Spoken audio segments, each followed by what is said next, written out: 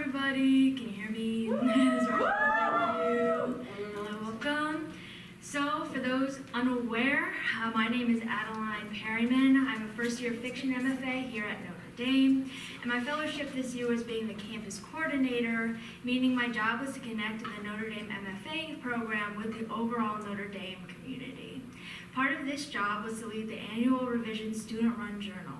This was my first time ever running a literary journal. It went okay. So, our theme this year was dreams. This was voted on by our team.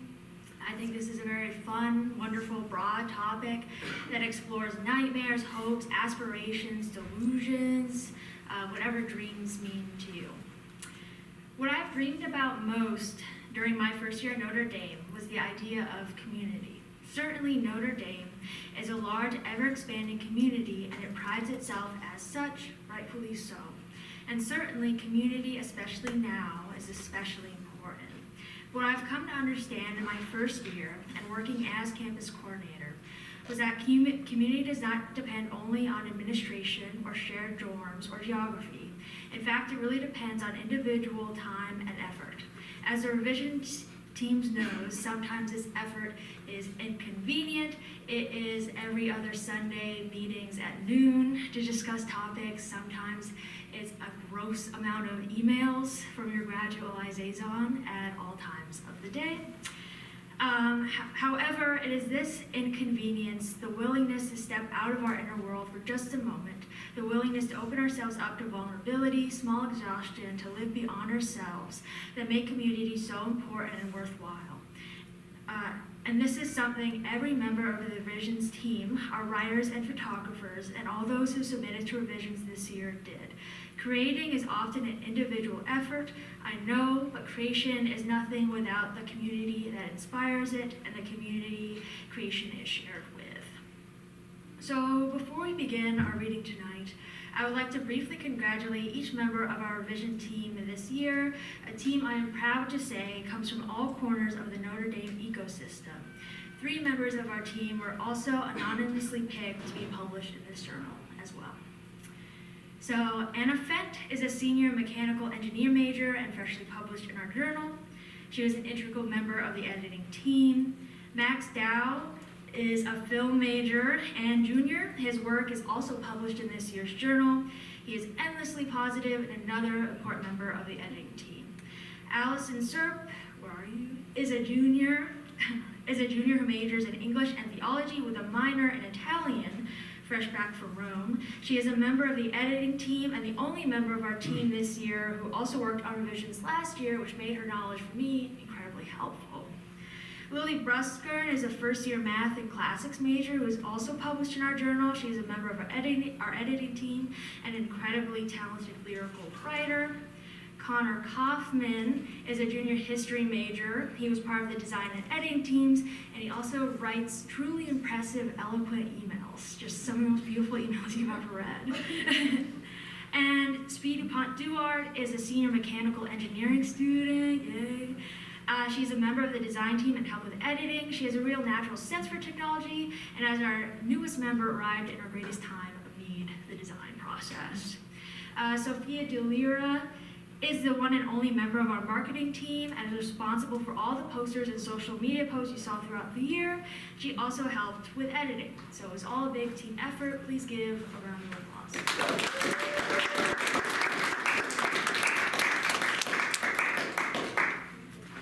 So as promised, we will have 6 readers tonight to give you a sample of our journal. But before, I would also like to give a shout out to all our other contributors published in this year's journal, who should all also go check out when you check out the journal.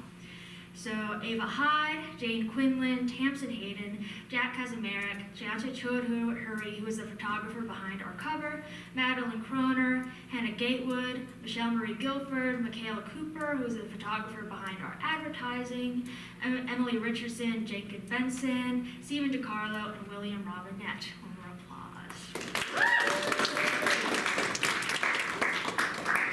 Just spilling water. Okay. Without further ado, we're going to begin our readings tonight. Very exciting time. The authors will present and share their work and discuss their work, and just we'll all have a big, grand old time. So first up is Sophie Novak. Sophie is a senior from Lake Orion, Michigan. She is studying English with a minor in digital marketing. She is currently finishing her thesis in creative writing and competes for Notre Dame's cross-country and track team, specializing in the steeplechase. When she isn't running, she's having fun writing about the surreal, always looking for interesting and weird similes to describe complex feelings. And she wants to be a professional athlete and New York Times best-selling author. This is her first published work. The sky's the limit. Good luck. Thank you. Hi. I'm super happy to be here. Like Adeline read in my bio, this is my first published work, so that's super exciting. This piece started in a more humorous place. I was inspired by the super annoying and frustrating experience of a hair or fuzz or a tag poking at your arm, but realizing like you just can't get it for some reason. So you just kind of go crazy. But as I wrote this, it turned into something a little bit more haunted, and as it grew, the overarching message kind of became about simply missing someone and about trying to exist without them there with you anymore. So with that, this is Ghost Hair. I feel you everywhere, like a ghost hair, kissing my neck, caressing my arm, and yet I can't seem to find you, to reach you. The more I search, the louder the itch gets. I can't sleep, I can't eat. I look for you in restaurant windows, in misty shower mirrors, in sunglasses on mannequins, in streams of my dreams. I consider cutting my hair, chop the dead ends of you, eliminate the itches, turn off the dripping faucet. But who would I be without your breath whispering against my cheek? What will I do when your smell decays off my sheets? The loose shower handle shifts, a phantom breeze pulls it down. I feel the heat, it washes over my back. The warmth embraces my arms, peppering them with bubbles like blisters. My nails melt off my fingers. The steam wafts around my feet, grabbing at my bare legs like a rip current. The water spirals down the drain. I think I'll disappear for a while. Thank you. Thank you, Sophie. Yeah, that was beautiful. Okay. Next up is Rena Shamalov. She is a poet from Brooklyn, New York. Woo. Her poetry explores self, grief, family, and movement, and she writes to preserve memory and feeling. She's a nonfiction editor at Mayday and a managing editor at the Notre Dame Review. Her poetry has either been published or is forthcoming in the Foundationalist, Club Plum Lit, Mulberry Literary, Pink Disco, Udolpho, Venus Diaries, and Heavy Feather Review. Her debut chapbook, My Mother's Amour, was recently published by Bottle Cap Press. She has written nonfiction pieces for Lilith, The Ford, and New Voices, where she serves as an arts and culture editor. Please welcome Rena.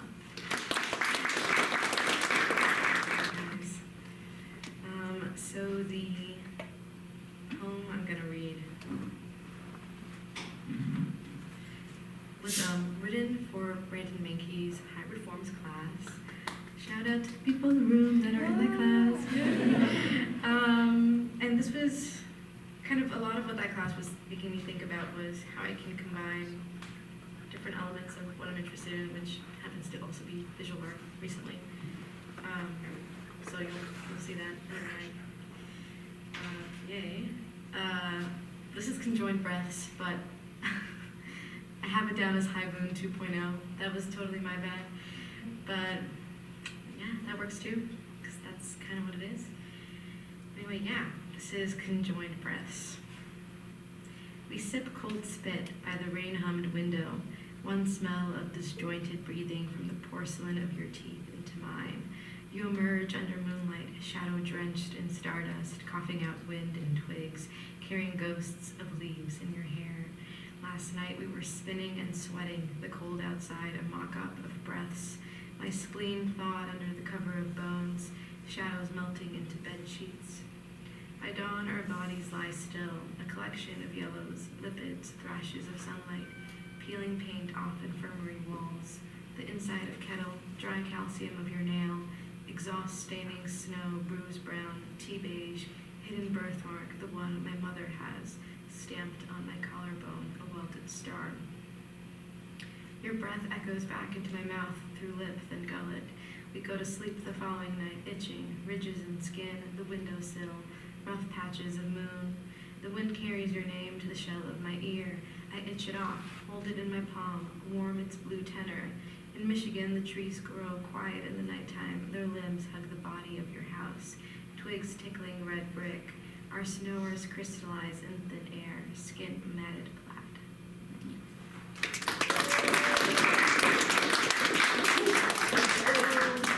Rita. So next up we have Joe Murphy. Joe Murphy is a senior studying political science at the University of Notre Dame and originally hails from Pacifica, California. He finds poetry to be a wonderful way to challenge himself creatively, there we go, and hopes to explore more narrative modes of storytelling in the future. This is his first time being published, and he wishes to thank Ollie Peters for encouraging him to submit this piece and for furthering his development as a writer. Please welcome Joe Murphy. Thank you all so much for being here today. It's an honor to stand before you and be able to share this work with you.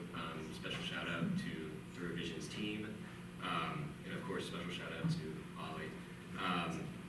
I think, I don't know how many of you in the room are seniors, but for me, this is the perfect pre-graduation side quest. So thank you all for making this happen. My piece isn't very long, so I just want to start spending some time kind of talking about how this poem all came together. I was in Ollie's class last semester when we came across C.A. Conrad's The Book of Frank, and I was instantly drawn to the succinctness of these poems, the kind of visual nature of the pages, and the way that it really blended all these emotions of humor and sadness and wholesomeness and depression and optimism in this really strange way that I felt was really reflective of the human experience, and I thought it was really impactful. And so my piece is very much a spiritual sequel to Conrad's work. I owe a lot of my inspiration to them, and so this was really trying to emulate that style while also kind of giving it my own flair and putting my own stamp on it. Like Conrad, I focused a lot on the visual element of my poetry, which is something that I hadn't even thought of as a part of poetry until I read this work. So when you get a chance to look at the published journal, I hope that seeing the way that the pages all come together kind of gives you a different perspective on this poem. I think it really kind of lines up with the inconsistency that is this character of Frank, that it's very surreal and very dreamy, and I kind of wanted not only the poetry itself, but the way that the poetry was displayed to kind of capture that. I tried to add some sort of structure to the poem in certain parts, and it's part of the, there's two titled list sections of poems that are kind of grouped thematically, more or less. But there's also a lot of just kind of free-floating, nameless poems that I think are really kind of my favorite, because that is kind of the vibe that I was going for and what I think this character of Frank really represents. I originally conceived this poem as one that would be read and not heard. So this will be an interesting experience for all of us to see how Frank comes across in an auditory experience.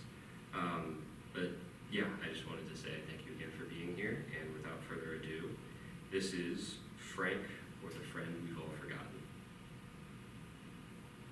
Thanksgiving. Snow fell lightly from the sky, turning the streets a dusty gray. Frank remembered his mother. She wouldn't like this, he thought. She hated when things got dusty. 2. Frank had always wondered how long it took people to process jokes. The study with his brother had produced fascinating results. 6 years later, and he still hadn't gotten it. 3. God, you sound like a broken record, she told him. That's okay, Frank thought. Even a broken record is right twice a day. 4. Autumn leaves fell with Frank's tears as he tried to put them back where they belonged. Frank needed something to light his birthday candles, so up he reached and down he pulled his favorite twinkling star. I love you, Frank. It was the best dream he'd ever had. Field trip. 1. I still keep your picture in my wallet. The president's portrait did not respond. 2. Frank went to the museum to see his best friends, but they had all been boxed up and bubble wrapped and sent away. 3. A field trip passed. Frank remembered kindergarten and wondered if the other children had to grow up too. The parakeet-colored pillow made Frank think about where wild rainbows go to sleep, and if they dreamed in colors as bright as themselves, and if they hit a television and not a pot of gold, could they make a black and white movie less distant and more warm? He grabbed the pillow to take to the park, to lie in the rain and wait for his answers. Can I be frank with you? Yes, please. It would be nice to share the weight. Thank you.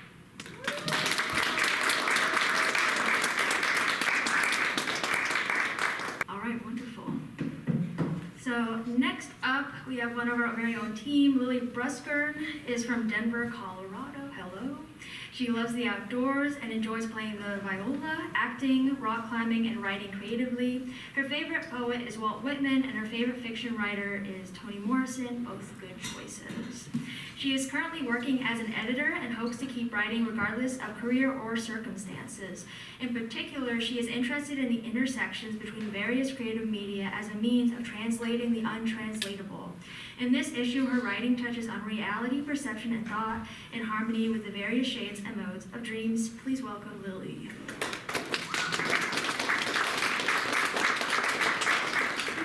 Sorry, I'm a little croaky. I have 2 poems. The first one I wrote about my little brother. He's 10 years younger than I am, and he's very precious. And we shared a room when he was a baby. And one of my favorite memories from those years is waking up in the mornings, and I would get up and start my day, but he'd get to sleep in, you know, as little people should. And I have just vivid memories of his restfulness and sometimes like getting back in bed with him and that warmth and comfort. Something I really miss coming to college. I'm a first year and it's hard to transition away from that. But this poem, it's a sound poem, so I'm excited to read it and see how it sounds for all of you. And I'm trying to capture like what words encapsulate that sleepy early morning sound when you're not quite awake and you're not quite asleep. This is Bedhead. Sometimes I slip into solemn solipsism and fill shallow slipshod shelves with seashells from the shore. Sure, once shoals of roses tumbled through the window, muse fumbled in low tones with a smooth cocoon, trust with dusted bruises. Lush ones, pink, pinched onto sleeping cheeks, blush and bloom, little one or two, clothes in rumpled clumps, cushions on the floor. Moth wing flutter, eyelashes on cheeks, a warmth of you lying next to me. Suppose the prose the soft wind blows, the shows all closed, the cardinals crows. Below the hose the gray grass grows, the shows are all composed. The hush knows how the winds will blow through lush lagoons and thick fern rows. The blue of June and the gold of bugs, my left-hand fingers prune in suds. Once I wished the moon chose. Sometimes the thrushes murmur conundrums through the door, scores of dust and cashews slumber.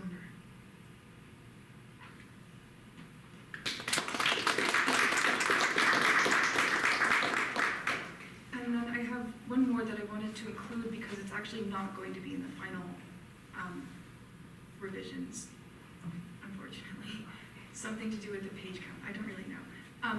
But this one is about Notre Dame campus, and something I noticed when I first came here is how perfect everything was. Like the grass and the trees and everything was the same height. It felt like the flowers were all color coordinated. And it interests me when we control nature and make it work for us. And I find that fascinating and a little bit disturbing, but interesting. And of course, I'm so grateful for a beautiful campus, but this is where those thoughts sort of led me. This is called In the Simulation. This morning I mourned for the thorns which were stolen from the rose, now staring from its bed, defenseless, back bent feebly, waiting for rough hands to exploit its impotence. This morning I paced past a broad rectangular puddle of blackberry Kool-Aid, which muddied its surroundings to a murky periwinkle and choked the water bugs to death. This morning I noticed that every 20 steps, I walked past a tree resting in a bed of manicured wood chips, reaching its supple, leafy limbs to the predetermined height. This morning, I strolled past 60 symmetrical boxwoods with flat tops like the roofs and the walls and the ground and the sky in a barricade of indistinguishable parts. This morning, I sighed with relief when I saw a patch where the heavy blanket of grass was uncovered and the dirt lay exposed, an abrasion on the earth where the chemically enhanced skins are torn back. There's a spirit there in the dark smell, separate from the marble softened light, sharp, honest, dangerous. This morning I was searching while I walked for something brutal, ugly, and alive, but imagination has never been my strong suit, so I stopped, short of breath, suffocating in this forest of plastic trees and looked to the sky. What happens to a fish when it's born in a tank?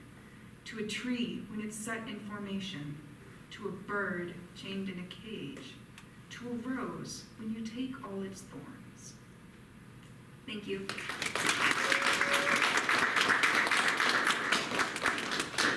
Thank you very much, Lily, and for your work on the team this year. Okay.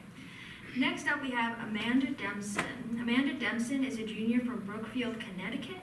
She is studying English with minors in journalism, ethics, and democracy, and Chinese. Very busy. She has worked at the Alumni Association as the Hannah Storm journalism intern for 2 spring semesters. In the summer of 2024, she worked at the Museum of Literature Ireland in Dublin, where she explored Irish culture and writers, many of whom inspire her. Music and art are her key sources of inspiration, often what sparks her wild imaginations. While she helped with the design and editorial team for revisions in 2023, this marks her first time publishing her own work. Hi everyone. I just want to say thank you for coming and listening to all of us speak, and I'm really excited to share this piece. Like you said, it's my first time being published, and this is inspired by an art piece from the Racklin Museum, and it was for Paul Cunningham's fiction writing class. So this is an expresses piece, but it's called The Artist Studio, the story and the art piece. So if you get a chance, definitely go check it out. But without further ado. Jean Leon met Aurelie when art meant nothing to him. It was simply something he was good at, something that his teachers talked about on the back steps of his school through clouds of smoke. Art was an opportunity to get out of Eastern France and a future beyond the smithery. Art was merely a means.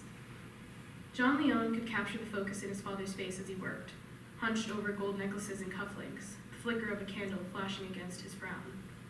They said that was impressive, but he knew his father's face. It was the first thing his memory found. But his brush could chasse across canvases, illustrating places he'd never been to and worlds that didn't exist, with such detail that he thought if he tried hard enough, he could walk through his work like portals, talking to his subjects and swimming in their seas. They had voices and empires, wars and warriors, and every day he walked amongst them in his mind. Yet all the art, all his magnificence that was crushed to a fine paste and painted with, meant nothing until he met Aurelie. At 19, when he left for Paris from his home in Vesoul, Jean Leon lived in an apartment above a seamstress. He slept where he sculpted and painted where he prepared his food. The walls of his studio were a jarring shade of blue, a color he could only compare to the sky in Switzerland, vast and cloudless. He'd never been to Switzerland, although if he had, he was quite certain that was what it would look like. The blue paint stopped a little above half the room, and the rest was painted a smoky off-white. He wasn't sure why the studio was bisected in the way it was, but he kept it.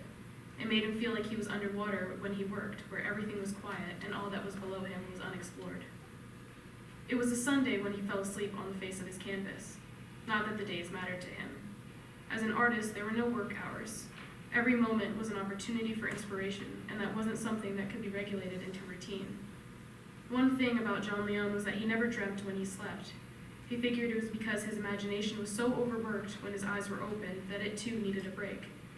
But with his face flat against the oils of his painting, smearing his work into an abstract, John Leon dreamt for the first time. In this dream, he was everywhere and nowhere. There was all this space, and it was filled, but he couldn't describe what of. It was like looking outside with no glasses when you're nearsighted, a lot of colors and shadows blurring like a pointillism portrait.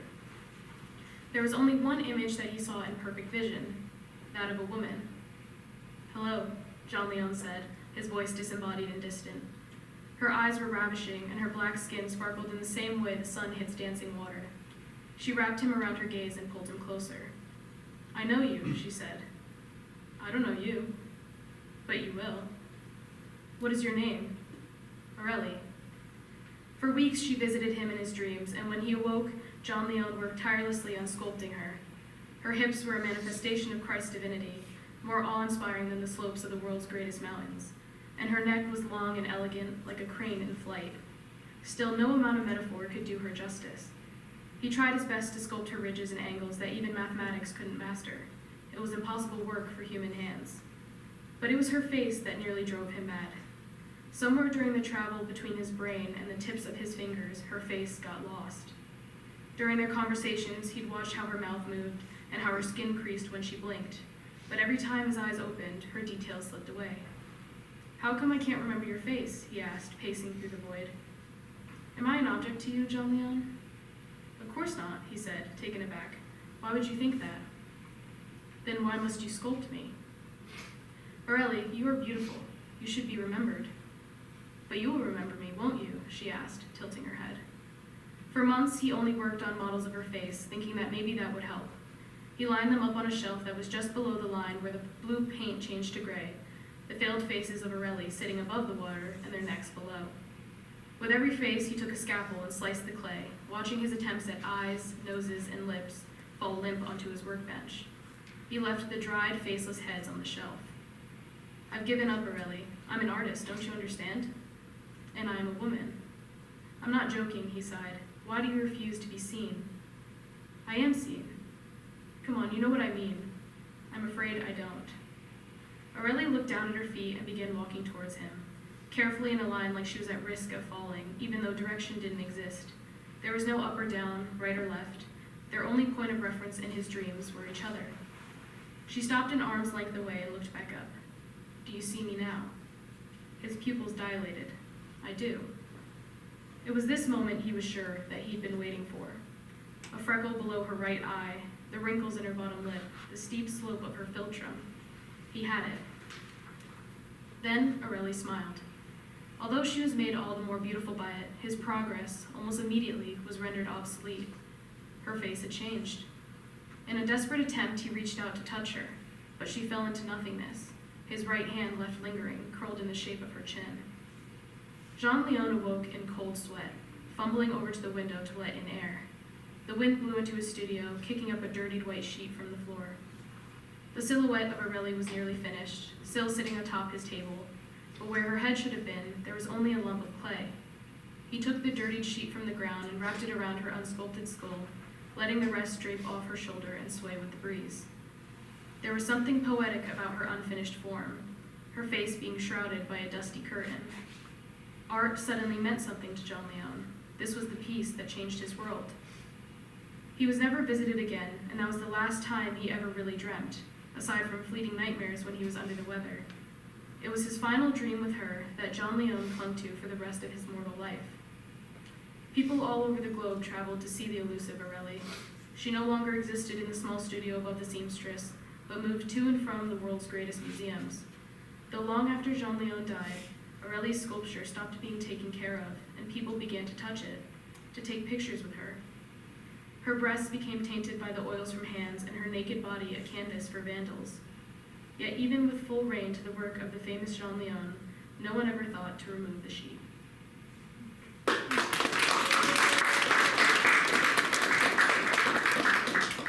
Really, really wonderful. Okay, we are on our final reading of the night. Before we wrap up, I want to mention a couple things. One, there's a platter over there with a bunch of bread. Go get it. And some sodas. Also, if anyone here, anyone at all, was published in the journal this year, you can raise your hands if you like. All right, yeah. I would love it if we could get a group photo up the front here at the reading, with your permission, of course. It's not mandatory. Same goes for my revisions team over there. Okay.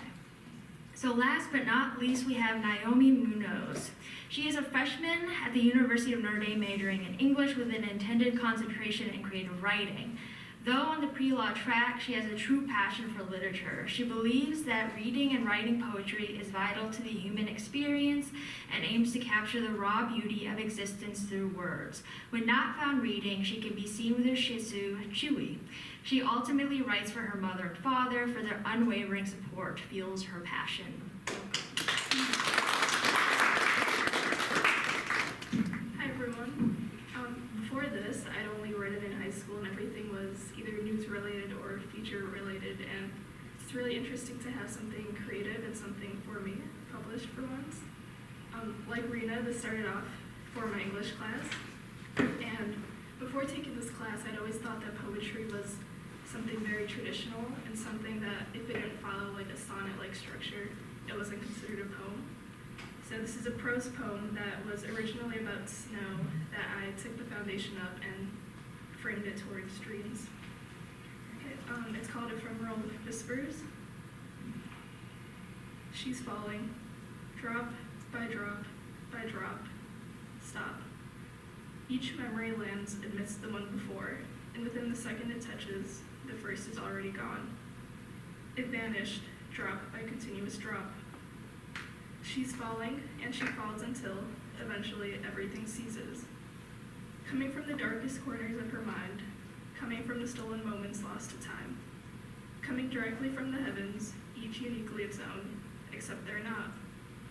Created in the mind of the divine, yet before it can be touched, before it can be loved, before it can be real, it's gone. Every concept that once was flies back to God's palm. He taunts us with its beauty, its surrealism. We envision them and we taste them. Our minds throb at their touch, and we bow down knowing that we can never be as sure as transparency could exist. Told that each is distinct, told that we as humans are distinct, we'll never know. What does it mean? No, what do I believe? Each fantasy, delusion, touch that lingers but never quite enough to forever hold. Each unique but never truly known. Nothing, nobody's, and no one's has ever known. We never knew it, a dream I mean. I only think of dreams and nothing else. We see the palms of those we once touched. We wake up, and the room is light brown and warm. She shivers. All she does is fall. Fall. No, she flutters and returns home. We melt into the cushions of familiarity and any resemblance of safety. Why? We are falling. Thank you. All right, that's the reading. Yay! So, a couple things. We do not yet have the printed copy of the journals, but we will have them May 7th. I'll let all the contributors know when to get them. They'll be available in DSO here somewhere. That news will be shared. In the meantime, it is online and available to all right now, and you can find that at the website called Issue, which is spelled ISSUU. Just look up revisions. You are sure to find it. Finally, we filmed tonight, so if your parents want to watch any of this, share that link to them. Thank you, Vince. And I believe that's it. Thanks everyone for coming. Come get your photo if you wish, and eat some cheese. Good night.